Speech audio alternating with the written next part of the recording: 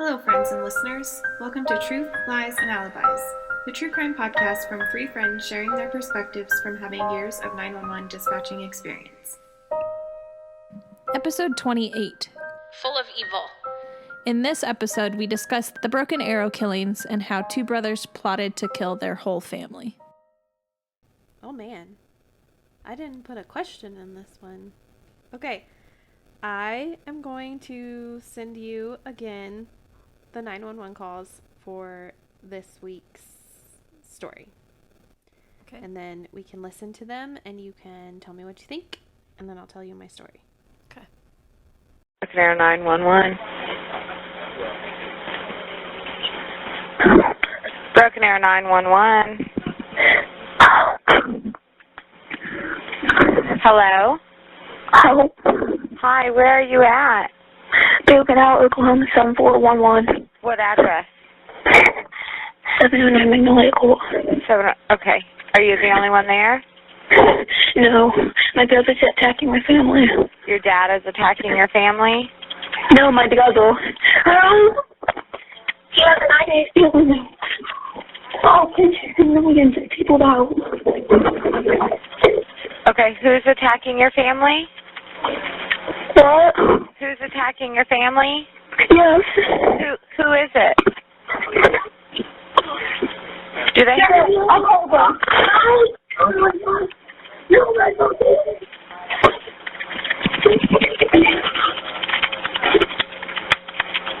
Are you there? Hello? Hi, what's going on there? What's going on there? Hello? Hello?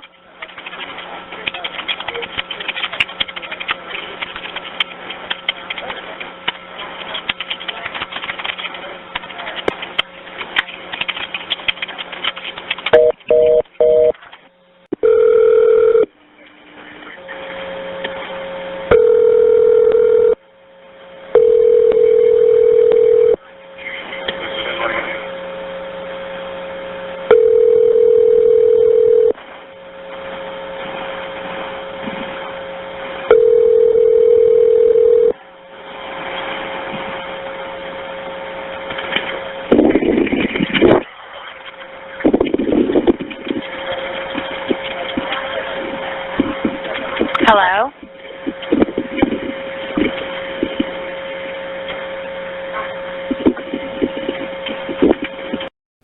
So what did you think? What did you hear? What were you thinking about the whole 911 call? So, I guess, dispatch your brain, right? Obviously, you're putting in a call to get people there as soon as possible. It sounds like there's somebody younger on the phone and they're whispering. I wish that she had understood that she said the brother was attacking the family quicker, because you can move on to different questions. Because this is a really good example of the seconds making a difference, because your caller is obviously not safe. So you want to get the crucial bits of information while you can. And so, they had to give the address twice, kind of had to repeat what was going on, which, again, I'll say, I've said it before, recordings sound different than your phone call. So I'm not faulting the dispatcher there. I don't know what it sounded like to her. I know what the recording sounds like to me, and I'm ready for it. When I pull it up, I'm ready for it. When she answers the call, she doesn't know what she's getting ready for. So I'm not faulting the dispatcher there. But you want to get as much information as quickly as possible. So she knows somebody is attacking the family. So my next thought is what kind of weapons are involved and how many people are in the house. And even if you're able to get 2 additional questions, and then, hopefully you have more time. Like, where are you at? Are you able to get out of the house? Like, are you safe? Can you lock a door? Those things that you want your reporting party to be safe. So you can either keep the line open, you can stay on the phone with them, have the possibility of getting more answers. Things, there's a cavalcade of more information that you want, but those are the quickest things, right? Like, my brother's attacking the family. Okay, does he have any weapons? Okay, how many people are in the house? Where are you at in the house? How old is your brother? What does he look like? Do you know if anybody's injured? Things like that. That unfortunately, you hear the yelling in the background. So, and she's, again, it's actually, I won't call it, it's weird to call it my favorite thing, but it is one of my most amusing things about any 911 call or any call that you listen where there's like a dispatcher is the key typing, the constant keyboarding, because the you know that like typing. the loud keyboard typing, because at that moment, like, at that moment, you become the most efficient typer you've ever been in your life. From personal experience, I can be shit at a typing test, and I am shit at typing tests. It's cost me a job before, believe it or not, as I was already a dispatcher years into my career, and it cost me a job. But you can be shit at typing, but the second you stop, your brain is focused on like, I am now a vessel just transferring information, and your fingers just fly. You know, like open line, yelling noises, somebody took the phone, male voice says hello, like you're just bam, bam, bam, bam. And you're not thinking about your keys, but for some reason it's all there in your call notes. And you're typing faster and more efficiently than you've ever typed before. So, you know, and that's something for people that aren't familiar with dispatch to take away from this, right? The line's empty. There's nobody talking, but she's still continuously typing because they're still, even though there's nobody talking to her, she's still gathering information. Nobody talking is information. The yelling in the background, the scuffling, that's information. That nobody may be speaking with their voice to her, but there is still information to gather that she needs to pass on. So this is a really good example of how like active being a dispatcher is, right? The constant, there's nothing passive about it, that you're constantly doing something while you're on the phone. Like you are plugged in and everything you hear is a bit of information, whether it's something or nothing at all, because you've got that voice that comes on later that says hello, and then nobody says anything else, and then the line disconnects, and then she calls back, and then there's more silence. All of that is still information that needs to go in the call notes. Yeah.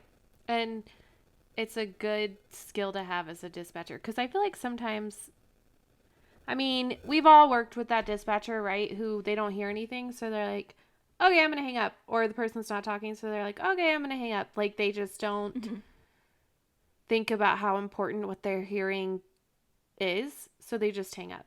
And I think it's good to remember, especially in calls like these, just what you said, like just everything you hear, everything you don't hear, like everything in the call. And that's, I know a lot of the dispatchers that we worked with when we worked in the same center together, a lot of the people that we worked with had that mentality that you don't hang up to call back, like especially in this call. So say I had gotten this call and I was the dispatcher.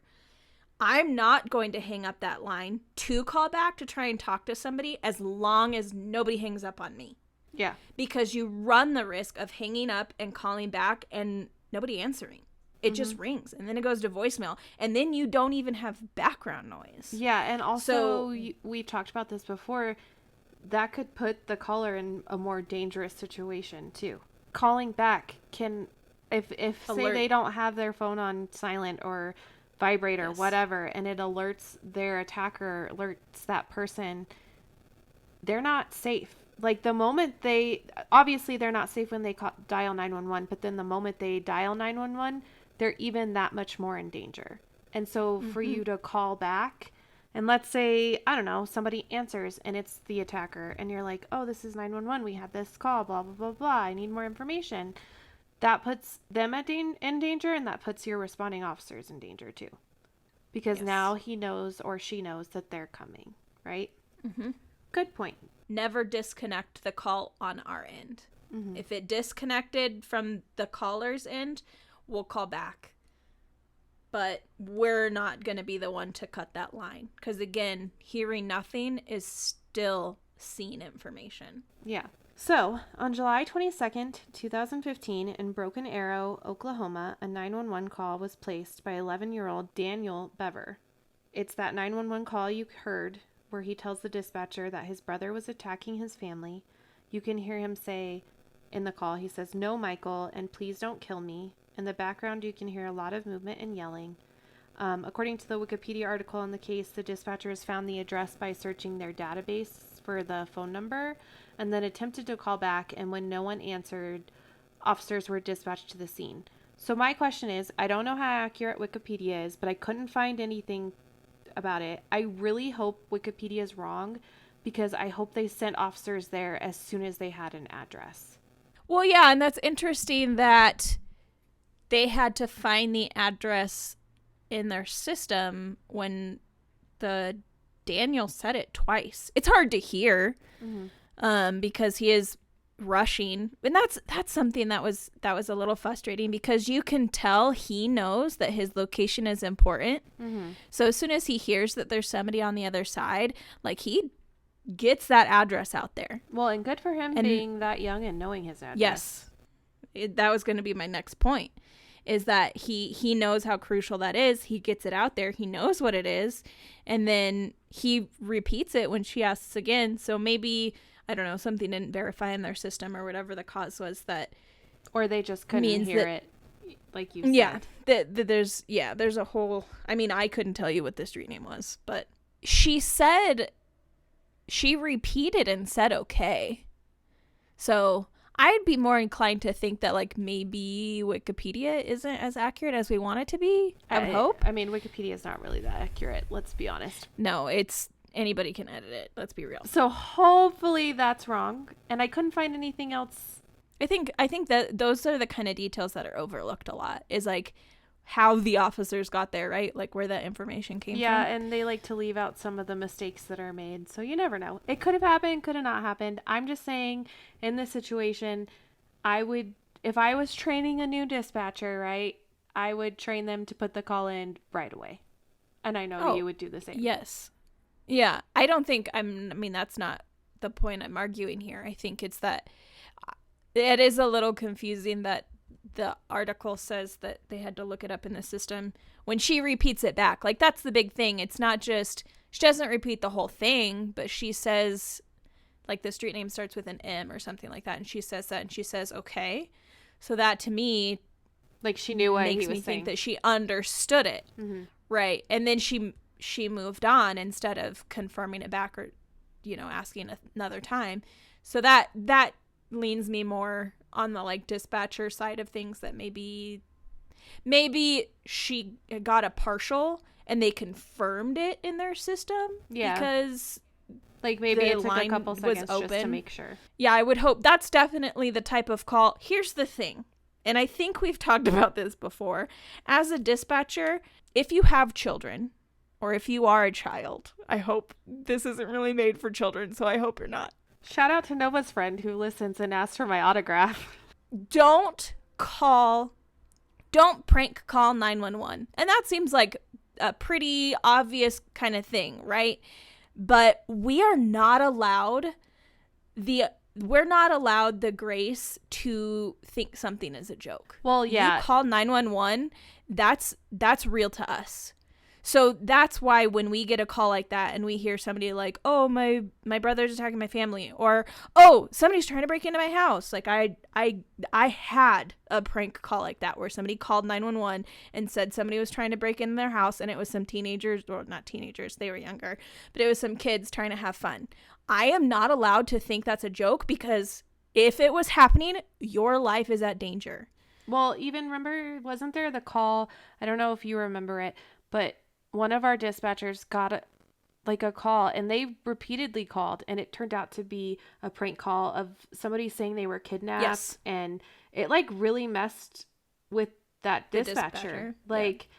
And the fact that we couldn't find them and come out, it was a prank call. And so, if, like Jess said, if you're a parent, teach your kids not to do that. If you're a kid, just don't do it. Like, yeah, we're not given the liberty of even the passing thought that it's a joke. And we're humans. We are humans. Don't mess with our emotions.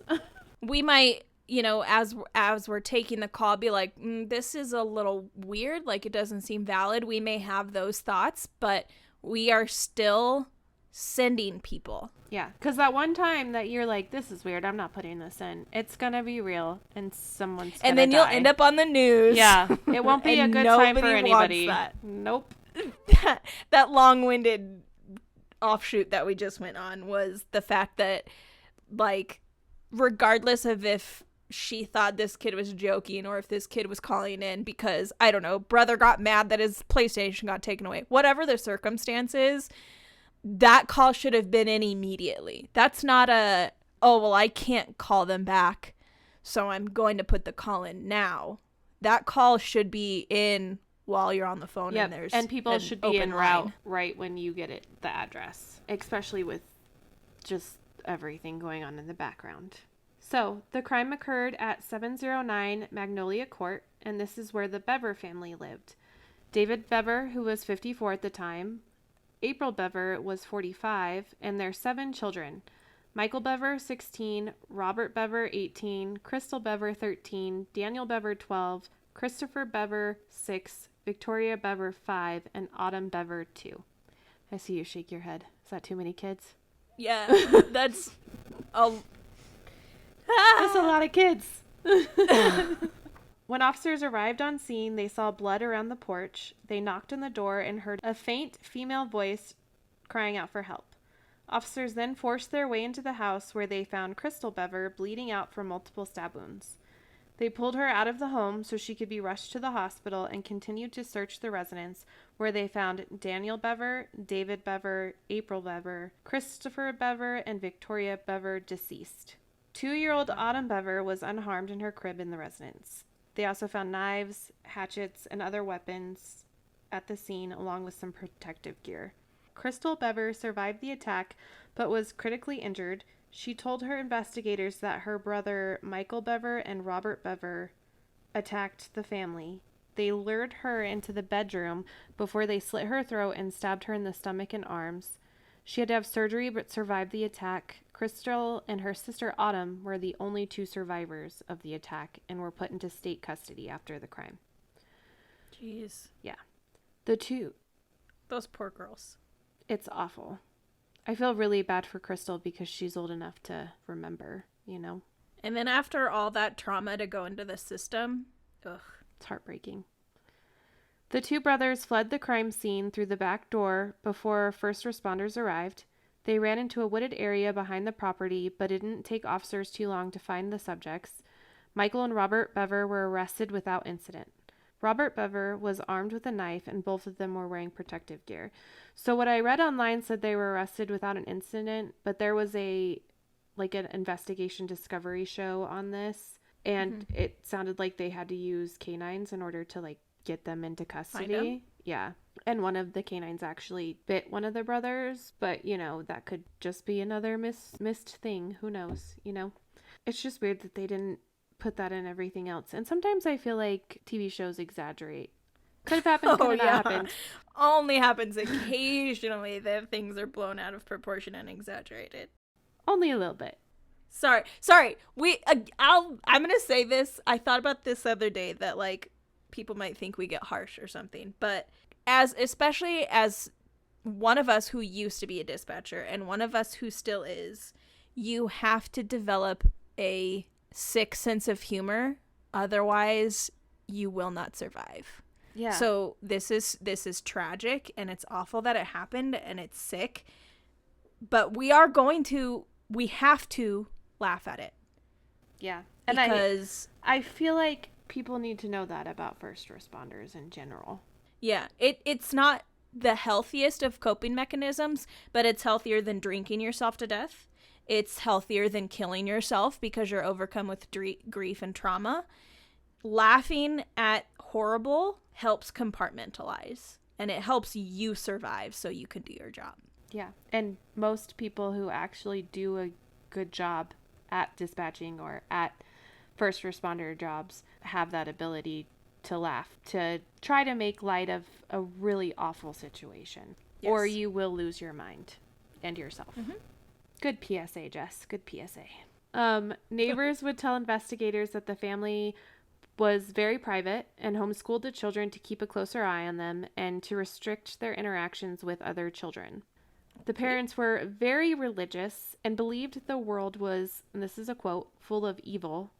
So they tried to shield their children from this. During the investigation, Crystal and Robert would both advise that their parents had been physically and verbally abusive to their children. Oh. And it would come out that the boys and all of them had like full access to the internet and YouTube, and the stuff they were watching was questionable. So, well, you cage a kid up like that, they're gonna, you give, like, the internet is a little bit of freedom, right? So you cage a kid up like that and they get that little bit of freedom, they're gonna get, like, into everything. Mm-hmm. Everything they're not supposed to. Tell a kid they can't do something, they're gonna do it too. I'm just saying. According to Robert, the children barely left the house and were really lonely. I don't know how you could be lonely in a house full of that many people, but I mean, I get it. I think that's... I guess it could be very lonely to not see the outside world.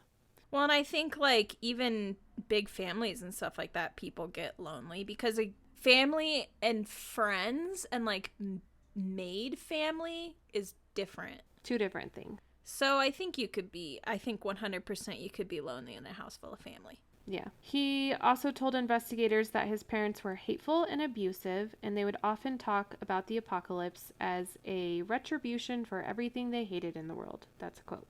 And that they only had children for tax benefits. So basically he said the children all knew that their parents only had them so that they could get that tax refund money. That doesn't make any sense. Even not letting your children go out into the world, you're still putting out more money than the government is going to give you. So yeah. Math doesn't quite work out. And I'm bad at math. I just saying too many children. Isn't it? I don't know if ironic is the right word, but it's the people that are like, there's so much evil in the world, we have to, like, stay away from it, that are sometimes, like, the most corrupt and evil. And kind of that, like, insane. Like, I'm not saying, I don't know, I'm not blaming the victims or anything. No, that's not where I'm coming from. I'm just commenting on the fact that they were like, we don't go out into the world, there's evil, but we beat you. We beat you, and we only had you for money. And we keep you away from the whole world. Yeah, it's very weird. That's what I was saying, because I called them crazy. That I don't know them personally, obviously. So I can't really comment on that. I'm not trying to blame them, but it does sound like their ideas were very, very off. They were not in a good state of mind. That's for sure. While being interviewed, Robert laughed, smiled, and grew excited when he spoke of the killings. He told investigators that the murders were planned as the brothers had hoped to be famous serial killers. They hoped to be... chilling. Yeah. And this is, quote, more famous than the Columbine High School shooters. He said killing many people would make them godlike, and they had planned to kill the family and then hide their bodies in the house so they wouldn't be discovered, because nobody ever saw them, so nobody would know that they were missing. From there, they wanted to drive around killing people, just randomly. And then he said the brothers had been planning this killing for more than a year and had ordered ammo, guns, and vests. And Robert got a job at a Christian call center specifically to fund the murders. Isn't that ironic? Wow. That's a lot. They had also set up various cameras in the home to record the killings and were planning on posting the videos on YouTube. Wow. Robert admitted he had been thinking about and planning the murder since he was 13 years old. So for 5 years, he thought about this. Years later, he discovered that his brother Michael also wanted to kill their family.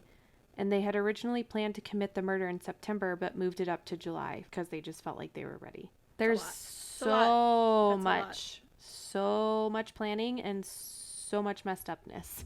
Crystal would tell investigators that her brothers had talked about killing people for over a year, and she found out and told her mom about the brothers' conversation, but the parents didn't take it seriously. So she had warned her... Because the evil is outside their walls, not inside. Yep. She told them that she was lured into the bedroom by her brothers before she was attacked. Her mother, April, ran in to stop the attack, and that's when she was stabbed.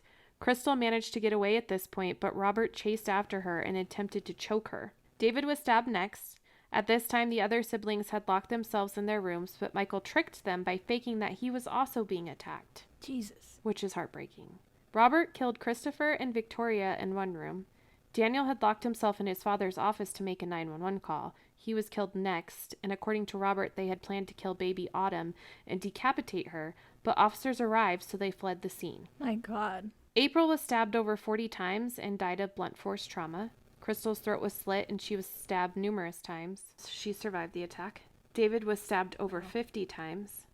Daniel was stabbed 9 times. Christopher was stabbed 6 times, and Victoria was stabbed 18 times, mostly in the neck. Michael would tell the police that he did all of the killing, while Robert stated, "I'm not denying that we acted together, but we acted in our own ways." Robert Bever would plead guilty to 5 counts of first-degree murder and 1 count of assault and battery with intent to kill. He pled guilty to avoid the death penalty, and in 2016, Robert would testify in Michael's trial for the prosecution, so that he wouldn't be put to death. He was given multiple life sentences without the possibility of parole, and in 2019, Robert attempted to attack prison staff and was given 3 additional life sentences. Did they give this kid any sort of, like, granted he's violent, right? So they can't, like, put him in a hospital. But he's clearly not well. No, Did he get any sort of psychiatric help?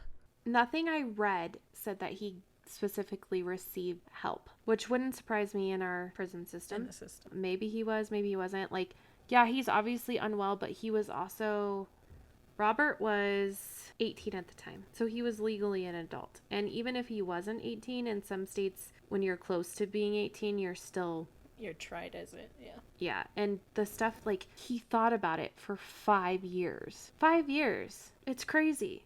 And I wonder if the parents knew. I wonder, like, I know Crystal told them, right? But I wonder if he went to them and said something like, "I'm having these thoughts." Well, I'm sure, because, like, when you get to that point, even as a teenager and stuff like that, you have outbursts, right? You get into an argument, like, you just want to go to the corner store, and your parents are like, "No, the corner store is evil," and you're like, "Oh, I hate you," or, like, you know, you have those outbursts like that.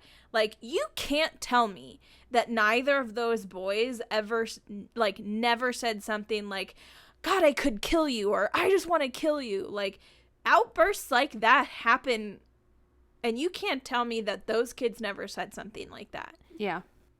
Especially if he had been feeling it for so long, and obviously it didn't upset him to think that way, right? Like, he was broken. Like, he was smiling and enjoyed talking about it when he talked to the police. He was proud of it. Yeah, clearly the morality of it is lacking, right? So you can't tell me that this kid never, his parents had to have known. Whether they took it seriously or not, that's different, but they had to have known. They probably, I mean, I can't speak to, but, you know, the religious people, they're like, "We'll just pray about it."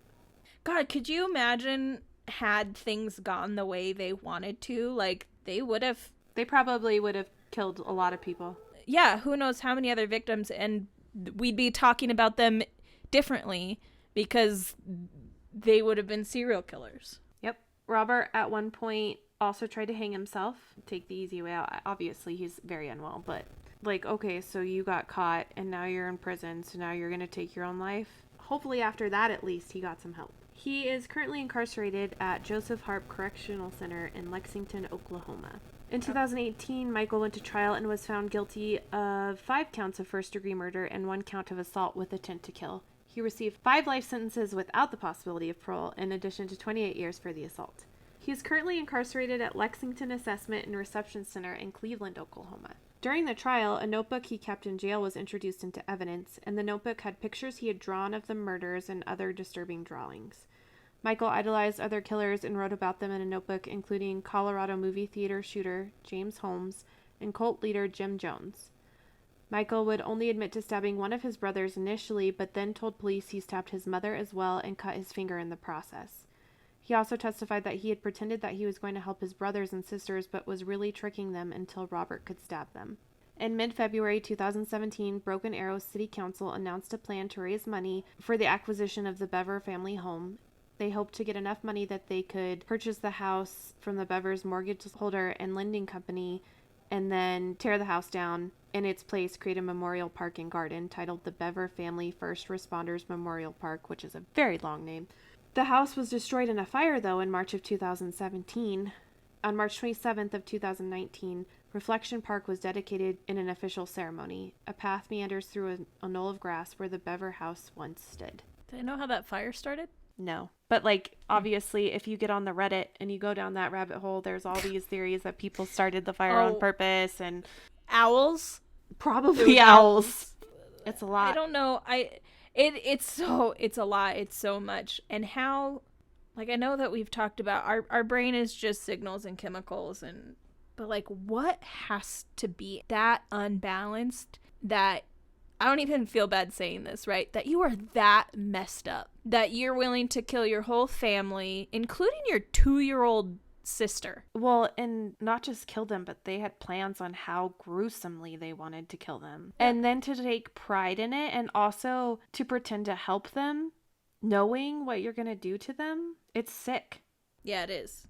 I don't know. We've covered quite a few cases, and this is, for me, this is the most messed up so far. I don't know. I guess this is kind of why I'm so fascinated with true crime, because there are people out there who are this messed up. It's just like, like you said, what happened to you? What's so off that you would do this? And I definitely think that always it's partially the way you were born. There's some kind of imbalance or something that's, going on with you mentally. But I also think it probably had to do with the way they were raised, right? Because they didn't get to go into the outside world, and all they experienced, from what they said, even Crystal said, was abuse. And you can only go through so much abuse before you kind of snap. But to bring their siblings into it too, and to plan it, and to order things, and to specifically get a job just to fund your murder spree, there's a lot.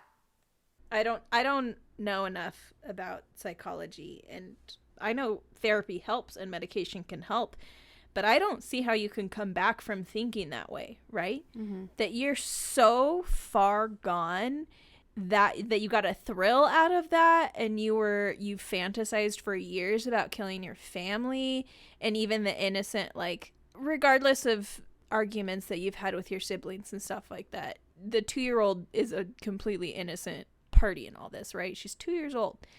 So she's just a baby. To have these fantasies of all this, and then to go, like, to be that far gone that you're proud of it, and you have a notebook about it, and all the stuff you said, getting a job to be able to finance your sick rampage. I don't feel like there's any coming back from that. Like, you can't rehabilitate somebody out of that. Mm-mm. That's so I don't think there's no any value drugs for life that will help you get past that point. No, there's no nothing has value to them other than maybe not even their own life, because he tried to take his. So life has no value. So how do you, like we've said a million times on this show, it's just hard to understand when you're a rational person what someone so irrational is thinking. And it's hard to put yourself in that spot, right? Because, quote unquote, normal people don't have those thoughts. No. And if you do, please go seek help, like, right away. Yeah. Quote unquote normal people understand that that's wrong, and that you shouldn't feel that way. But these kids were, like, pumping each other up. And how did he find out that he had the same... They're just sitting around one day and he's like, I just want to kill everyone. And then his brother's like, yeah, me too. And then they're like, let's make a plan. I wouldn't be unbelieving that it was something that casual. It probably they were was. Talking one day, and it was something like, God, I, like, fucking hate this family. I just want everybody to be dead. And the other one was like, yeah, I fucking feel, like, building on that anger and, like, getting each other riled up. Yeah, and we've mentioned it before when we talk about the duo serial killers and stuff like that, where you have this volatile reaction of like-minded individuals coming together on a sick fantasy, that they already have this bond of being brothers, but now they're brothers in a different way. That I wouldn't be surprised at all if it was something that casual. Obviously, they're never going to be back out in the world, which thank God, because like you said, God only knows what they would do. But hopefully they get some help. Hopefully they get some help. Like you said, I'm just saying the words, even know, and it's right? like Like, I don't even what know. kind Yeah. of help could What they does that get? even look like?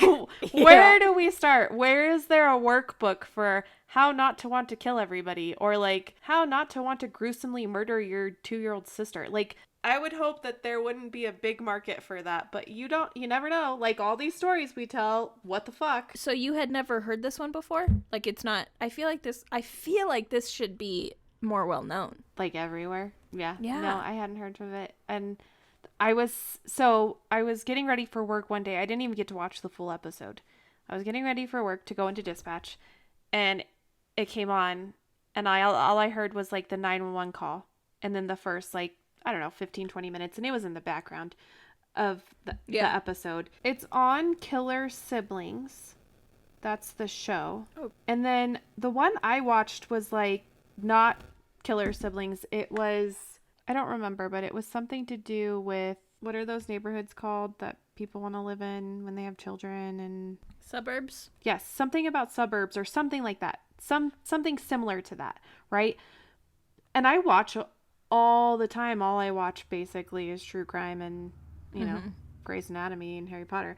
But I watch true crime all the time, and I had never heard this story. And if I did, I just didn't remember it. And I think maybe the 911 call is what like really got me Like caught with you? Yeah. And then when I went to work, I was like, I'm going to research this story for the podcast, because I couldn't believe the story. I just couldn't. So sad.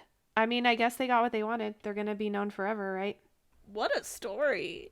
Dang. So I hope you have really good dreams tonight. Thank you for listening. Additional information for each case can be found on our website, truthliesandalibis.buzzsprout.com. New episodes will be uploaded every Monday. Find us on Facebook and Instagram at Truth Lies and Alibis.